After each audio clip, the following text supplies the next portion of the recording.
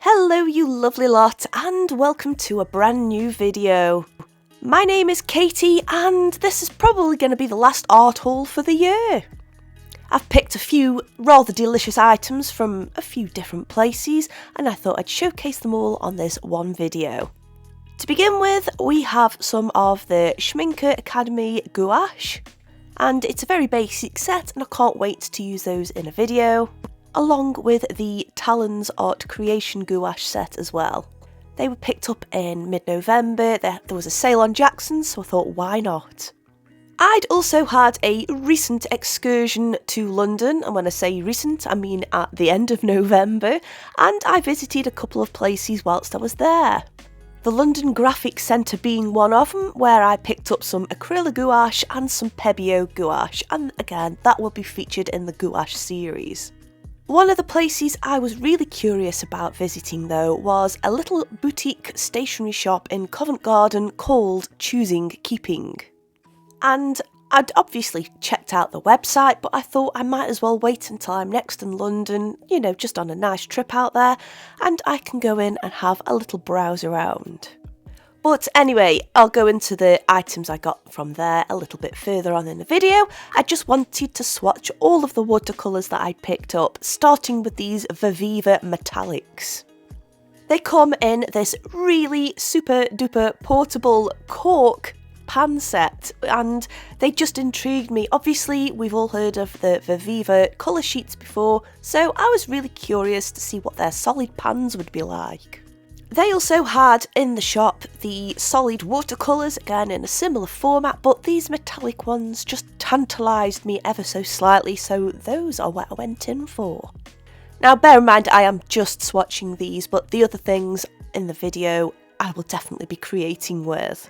So let's talk about the colours, shall we? So we have a light green, a yellow topaz, orange sapphire, pink pearl. I have absolutely no idea how to pronounce this pinky purpley colour, but the one after it is amethyst, aquamarine, sapphire, green sapphire, rust, brown quartz, metallic grey, silver, gold and pearl black. And I really just wanted to see how these would stand out on some black watercolour paper, at least to begin with anyway. They all stood out amazingly. A lot of metallic watercolours that I've featured on the channel, and maybe I should perhaps revisit now I've got a few more in my collection. So, you know, let me know down below if you want to see that. But one of the things I do notice between brands, and to a certain extent even within the same brands and the colours they use, is sometimes it's literally just some silver mica, for example, and it's dyed, and when it's placed upon black paper, the colour that's used to dye the mica kind of sits in the paper and you're just left with a silver, very pale pigmented colour on the top. I didn't really find that with these. They all pretty much are a standalone colour. Yes, a couple of them are a little similar. The light green and yellow topaz, they're quite similar, as well as the orange, the rust, and I suppose at a push the brown quartz. They all sort of sit on that same colour spectrum. However, it doesn't come across as they've used a silver dye, well, a silver mica and then gone over it with a dye. So I'm really pleased with that. And just as a quick look on white paper, they look really nice as standalone watercolours as well. They're not overly glittery and you can get some nice watercolour effects with them, so I do look forward to featuring those in a video at some point in the future. So let's talk about the little haul I got from Choosing Keeping, shall we? They had quite a selection of the Japanese Gansai type paints. They're not the Kuretake ones, but they're obviously the same kind of paints. They had several colour scheme sets based on decades, and I went for the 1920s. I just thought, what a wacky selection of colours they were, let's see if I can make them work. Now you will have to excuse my pronunciation, let's just say it's an accent thing, and me having the remnants of a flu thing, and possibly just me not knowing, so please don't come after me, but let's try anyway. We have a Okusa, a Toki wa Iro, Kobai, Rumi Ruzu, Joshu, Toyu, Seikin, and Paru Dai Dai. I know I've completely butchered all of those, but basically we've got 2 greens, 2 pinky reds, a warmer red, a yellow, a gold, and I guess we could say not quite a rainbowy pearlescent, but pearlescent nonetheless. I've been quite curious this year about the Japanese Gansai type paints. They are quite a little bit different to paint with compared to your Western watercolours, so I like the fact that it's taking something I like to think I'm quite familiar with, and perhaps just adding a little challenge in there, as well as obviously the different qualities these paints have, which I guess I'm on a little journey to explore there. Once activated in the pans, they become buttery to lift out of the pan, and obviously you can place them on a palette. I just did the usual of painting the mass tone and then adding some water and just letting it do its thing. Now, this other little set, which absolutely caught my eye and I had no intention of even looking for, but there it was another Japanesque colour set. It says on the back it is the Pale Black Tan set, and I guess it's a pastel version of the muted tones that I've featured also on the channel, and there's a really good Halloween video where I feature a new set on there, which I definitely think you should check out after this one. Shameless plug aside though, let's talk about the colours. So we have a pale red, pale yellow, pale green, pale blue, pale purple, and a pale brown. And I guess, well, yeah, looking at them, they are pale versions of the muted ones, like I mentioned earlier. However, I would describe these as being perhaps more opaque, not quite a gouache level opaque, but definitely a opaque watercolour nonetheless. They're a little bit weird to work with, I'm not going to lie. And I'm probably going to assume that's just down to what they're composed of, and I guess how the pigments sort of layer or separate when they're drying or when they're activated. But anyway, let us get cracking on what I'm doing in the background here. So as you'll have just seen, I flashed on screen the Gansai Kuretake set my husband bought back from when he was over in America.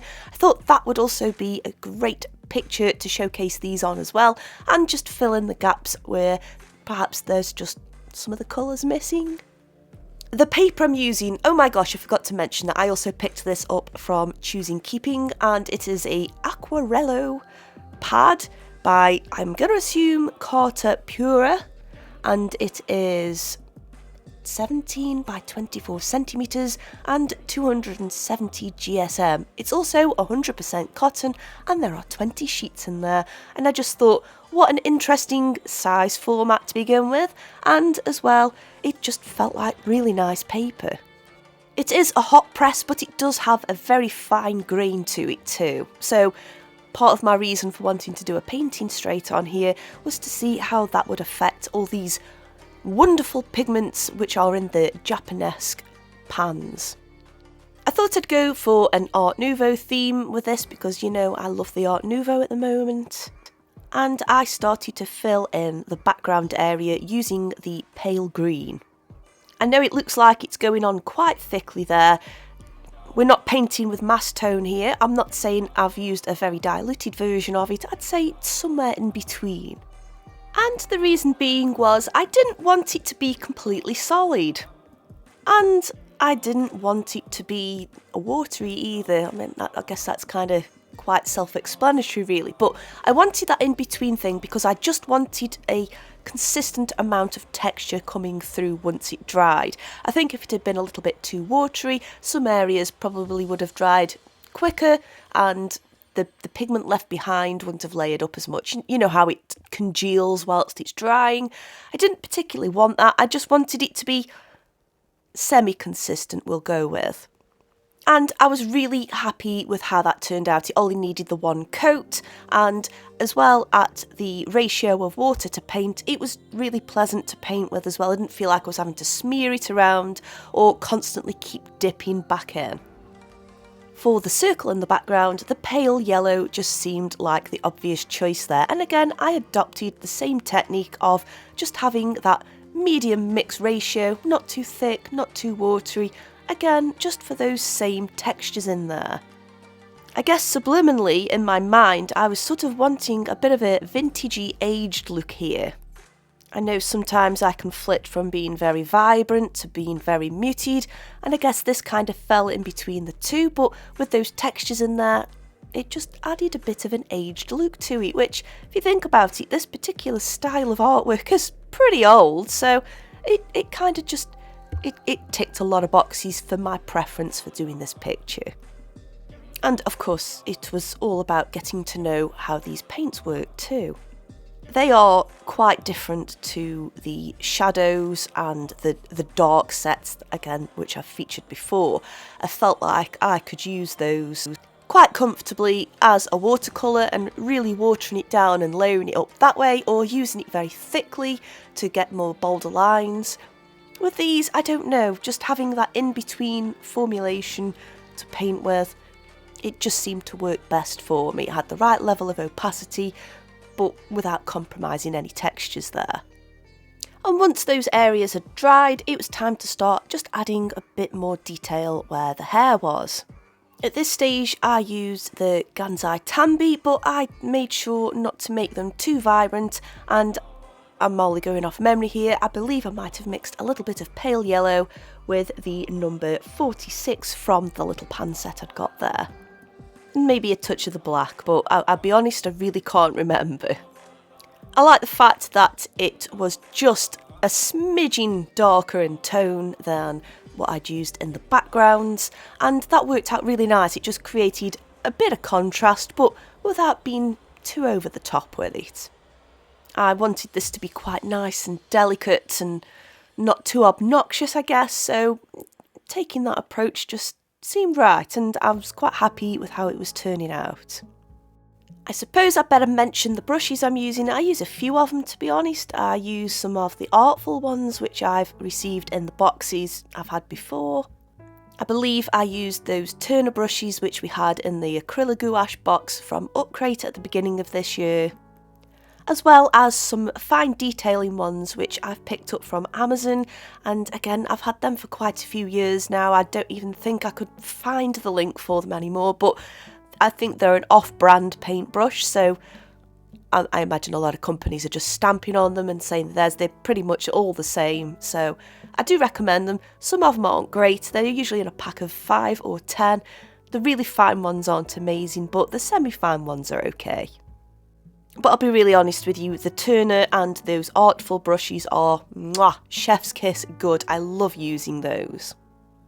Especially this brush I'm using now, it was just fine enough to get all those details where the hair was, but it could also hold enough paint to not have to keep swapping over it to fill in the areas I'd lined. So yeah, you gotta love it when you pick the right brush up right.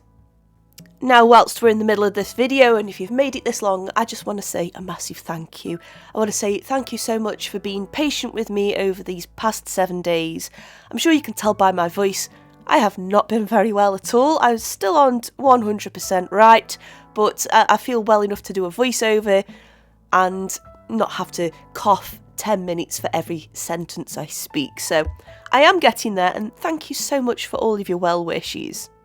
I've been bad on and off now for about a month. I guess my immune system, after 2 years of us not being able to intermingle with one another, and when I finally do start it, it's kind of just all hit me at once, so that's probably why I don't think there's anything sinister or underlying or anything, so there's no need to worry there. But my goodness, the flu is horrible. Oh my goodness. I haven't even been able to sit and sketch. My attention span has been all over the place, which probably why I sound a little bit scatterbrained on here, so I do apologise.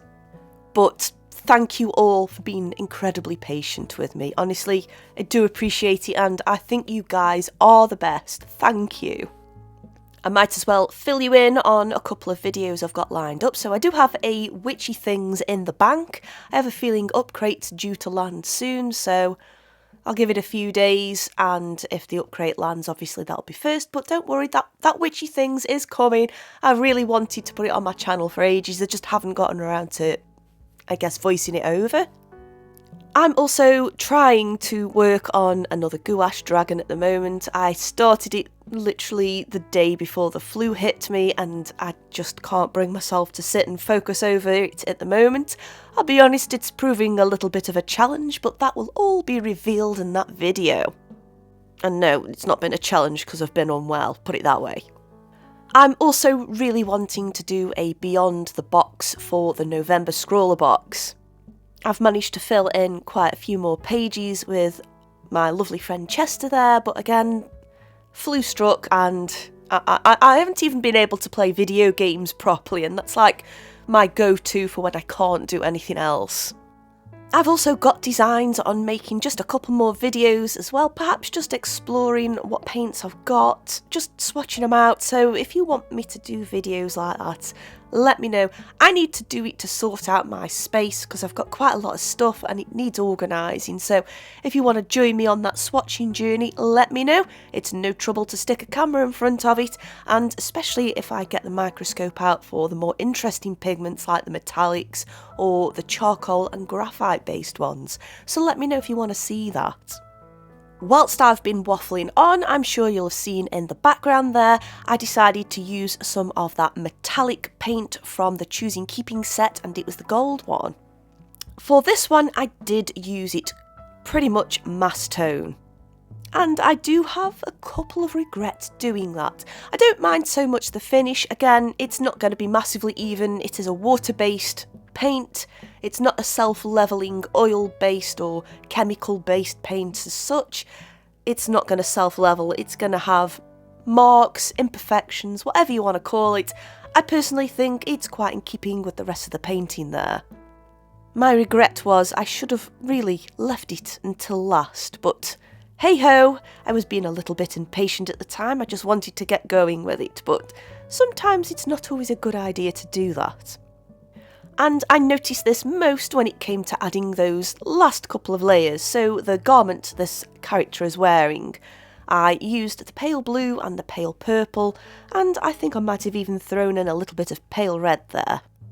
That all worked out fine, but when it came to adding the skin tone, which I did use the Gansai sets for that, and I just used a very watered down version of the colours I chose, it did ever so slightly just bring to life one or two of the lines, and I do rectify that, but it would have been nice just not to have worried about that in the first place. So yeah, I guess there is a reason why we should be painting our backgrounds first, especially for complex pictures like this one. Once all that had dried down though, it was time to do one of my favouriteest parts of a painting, and that was the line work. I used my good old trusty transparent Royal, and I think it's a Royal and Langnickel brush, or it's a Royal brush. They were pretty cheap, they're very inexpensive. It's a rigger brush and I've had it for years and I haven't massively looked after it, but it still keeps going, so I'll still keep using it. I know adding line work can be a little bit daunting, but I do really recommend at least having a good practice before diving in on a picture, and when you do dive into it, I just advise doing long, confident strokes, and if you have to break a line whilst you're doing it, that's fine. Go dip it back in your paint, and then when it comes to continuing that line, just start a little bit on where you'd finished, go over the same area again, and continue along with that same momentum. That's the best advice I can give you there. It really does take a bit of practice, especially if you're not used to it and you've been using shorter, finer detailing brushes, which is absolutely fine. For me, for long, sweeping areas, especially curved lines, something like a rigger brush is a personal preference to me. I find it a lot more time saving, and I don't know, I think when you feel like you've mastered something like that, you have this wonderful sense of invincibility whilst you're painting, until it goes wrong. But it didn't on this one, so we're okay. Anyway, this was at the stage where I was sort of also regretting putting that gold down as thickly and as, I suppose there wasn't really much else I could do about it, but I didn't find that when I painted the black lines over the top, they just didn't quite show through all that much. It's like the metallic tones underneath were conflicting with the opaque lines I'd done over the top, and it just didn't seem quite as consistent as what I'd laid down on areas where there were no metallics.